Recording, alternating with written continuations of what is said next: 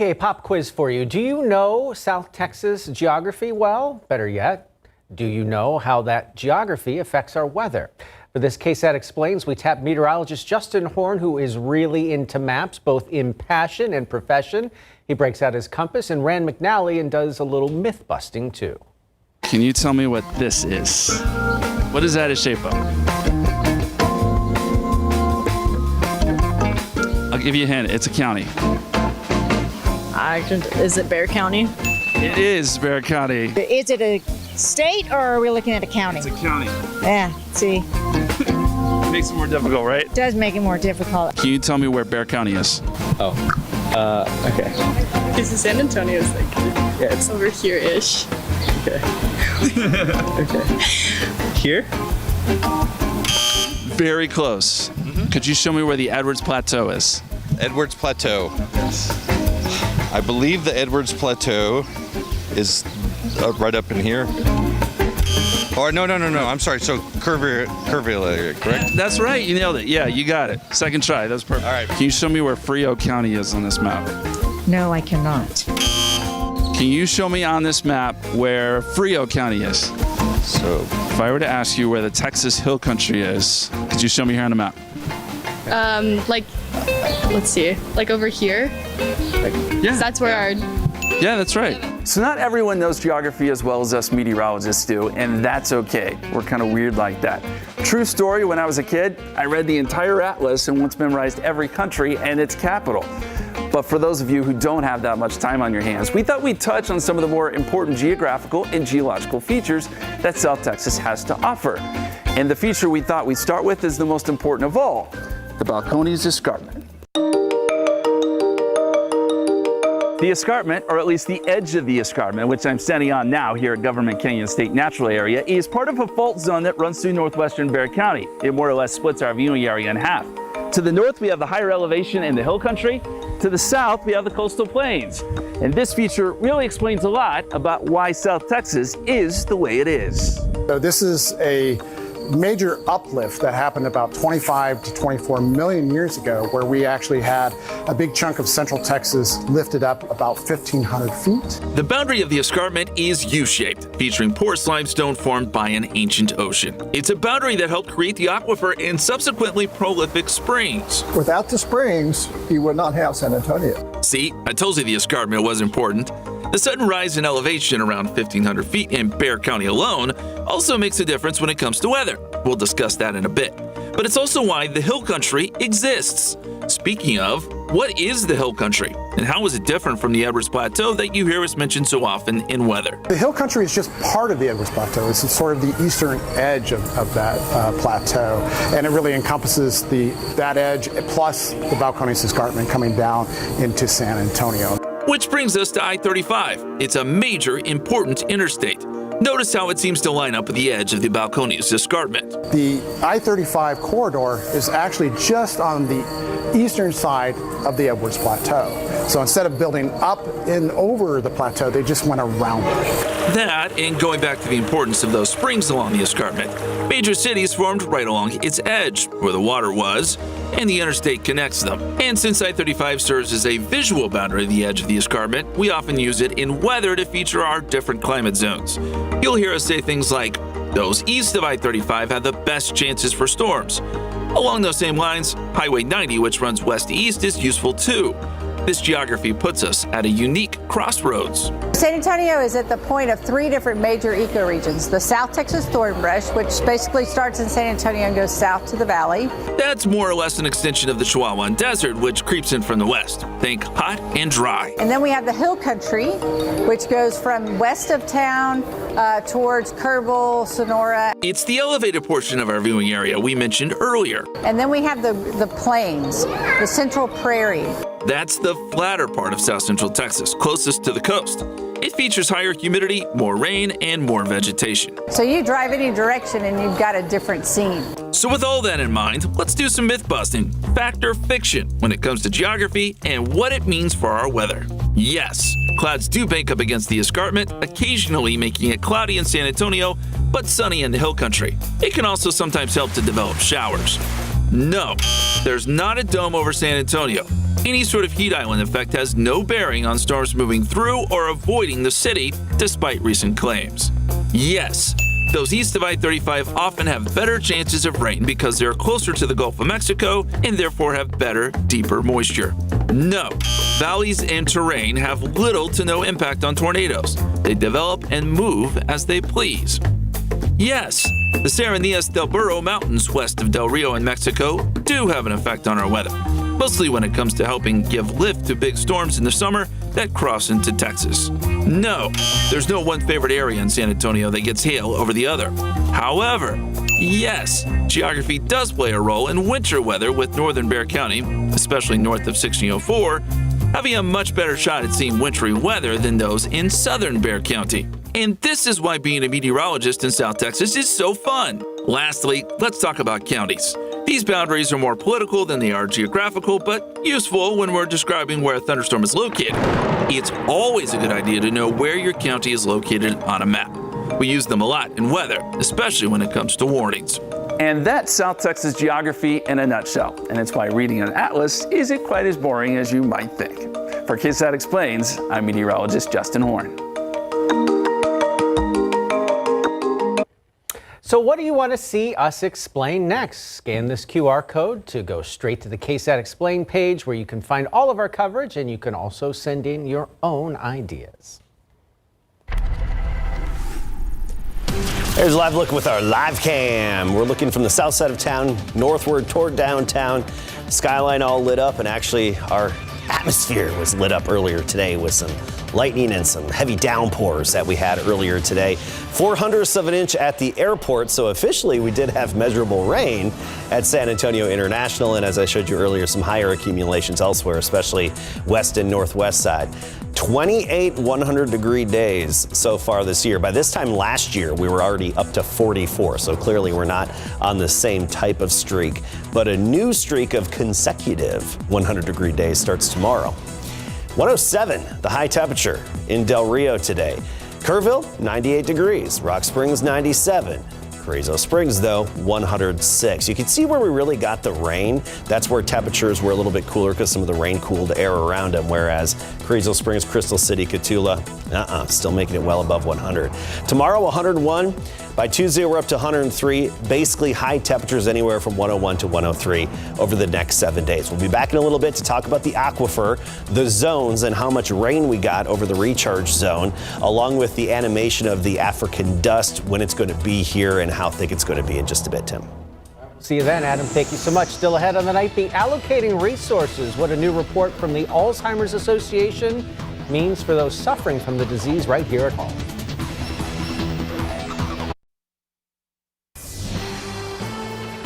Welcome back. When it comes to the highest prevalence of Alzheimer's across the state, Bexar County comes in 7th. This brand new information comes from the Alzheimer's Association in the first ever report that lists the numbers by county instead of by state. Courtney Friedman explains why that's crucial when it comes to allocating resources.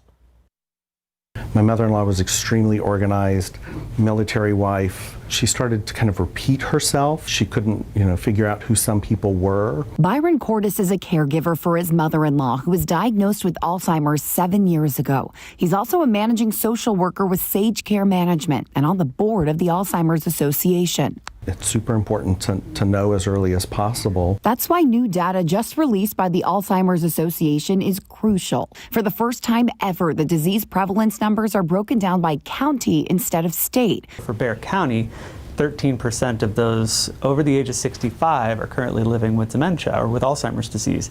That equates to about 33,000 people. Landing Bexar County with the 7th largest prevalence in the state. It just highlights the need for better diagnostic tools, better training for law enforcement officials, for physicians, for those that might interact with somebody that hasn't been diagnosed. Greg Shudo is the executive director of the Alzheimer's Association of San Antonio and South Texas. He says these numbers should bring more care and education to high prevalence communities like ours. It highlights that sense of urgency for folks to act and to get diagnosis. There is help out there, and I think if they just look and ask. So if you or someone you love is having memory loss that is affecting day-to-day activities, it might be time to see a doctor just to ask about dementia. If you want more information about diagnosis, treatments, and even caregiving, go to alz.org.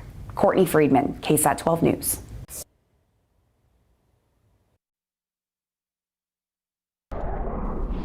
We had no complaints about today. I got rain. I did lose power for a little bit. It came back on. No complaints. Good stuff. At least you got something from that power outage. And that was some good rain. We had a lot of lightning, and that's why there were several outages, especially on the west and northwest side of San Antonio and Bexar County. Going forward here, weather headlines, more triple digits starting again tomorrow. Saharan dust moves in and just a tiny chance of a few showers, and that's basically tomorrow afternoon. I want to get to the dust, though. Let's get right to that. And right now, it's out over the Gulf, even clipping parts of South Florida and stretching into the Caribbean and, yes, even out into the Atlantic. Now, going forward in time, we're not going to notice it tomorrow. Tuesday morning, you won't notice it. But by Tuesday afternoon, that's when the edge of that thick plume is going to be creeping into San Antonio. So I think some light amounts Tuesday afternoon. Then it becomes more moderate into Wednesday, Thursday as well. And then by Friday, it should gradually start to thin out before completely retreating on Saturday. And actually, it heads up to the Great Lakes at that point. So we're going to have to deal with it. You'll notice it Tuesday afternoon all the way through Friday. And it's really just going to provide an extra haze in the sky, especially at sunrise and sunset. You'll notice a little extra colorful sunrise and sunset then. Okay, here's our aquifer. This purple area here, this indicates the recharge zone. That's the sweet spot for rain. That's where we want it. But also, not bad to have it in the red area, the contributing zone. And you look at the rainfall from today. These are the radar estimates, and we outlined those zones here in purple. And within there, we actually did get a little bit of rain and some downpours up to 1 inch to 2 inches in some locations there in northwestern Bexar County and southern Kendall County. I don't think it's really going to be enough to have much of an impact, if any impact, to the aquifer, but hey, we'll take what we can get. And at least the showers and the extra clouds from the rain and some outflows kept us below 100 today for the first time in 15 days. Our streak came to an end. Upper level high over the Four Corners.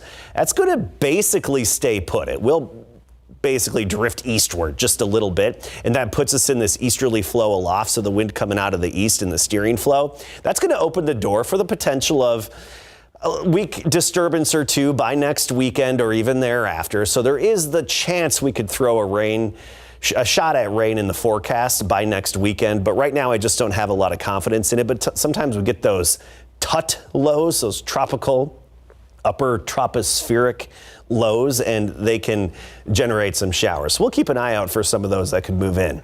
83 right now, dew point is 70. Of course, it's humid and sticky. It's that time of year. 77 in the morning, 95 at noon, 102 the high temperature, and just that 20% chance of a shower with a southeasterly wind at 5 to 15. From about 3 p.m. to 8 p.m. tomorrow, that's when we could see a few isolated or stray showers pop up on the radar.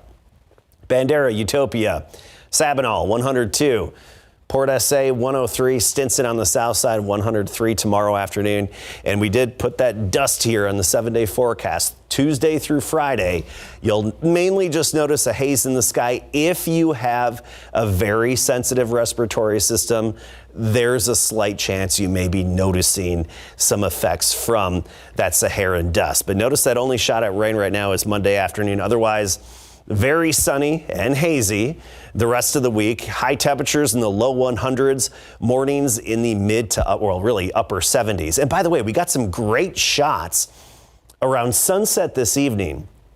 The thunderstorms left over some clouds, which then turned into a beautiful sunset. I like to call these Florida sunsets just because, Florida gets those afternoon and evening showers every single day, and the leftover clouds really give you that good color at sunset. So very common in Florida, but around here we get it as well. And I call it a Florida sunset, but the Texas ones are more beautiful. You call it a Florida sunset, I'll call it tie-dye skies. Yeah, that works. That's the difference. Thank you, Adam. Cue the Grateful Dead. Barbenheimer ruled the box office this weekend, where they ranked against the others and how other top movies fared in theaters. Next.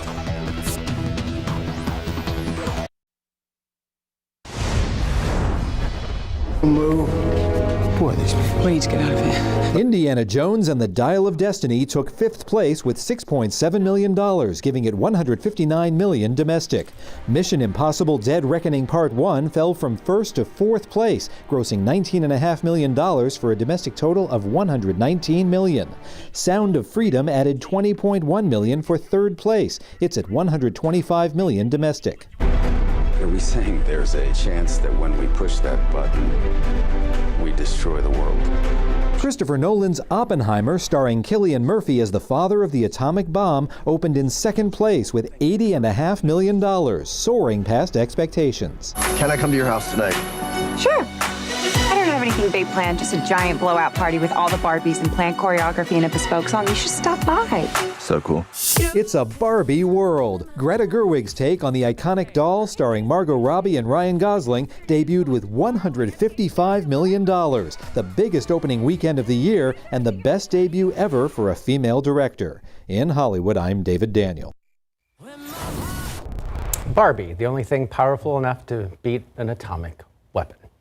Just say, I don't know what else to say about that. All right, Cowboys camp just a few hours away from kicking off. Let's get to David Sears, instant replay.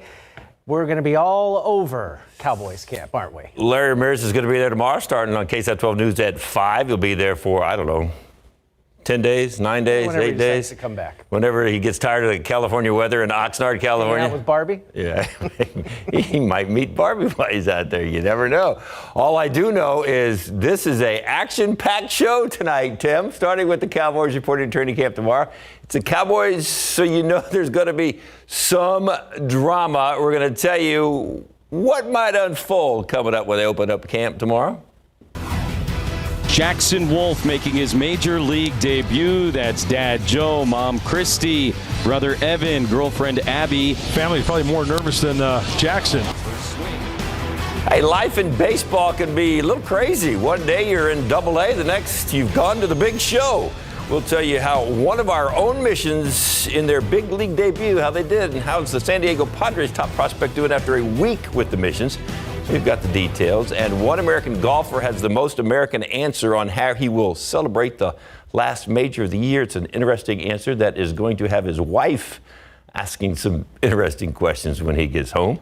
Instant Replay is live, and it's next, Tim. Are there any trophies that people win that we don't drink out of? Oh, that's a good question. The big ones, I guess. The Larry O'Brien Trophy. There you go. There's a hole in that one. Thanks, David. We'll see him in just a bit. We'll be right back.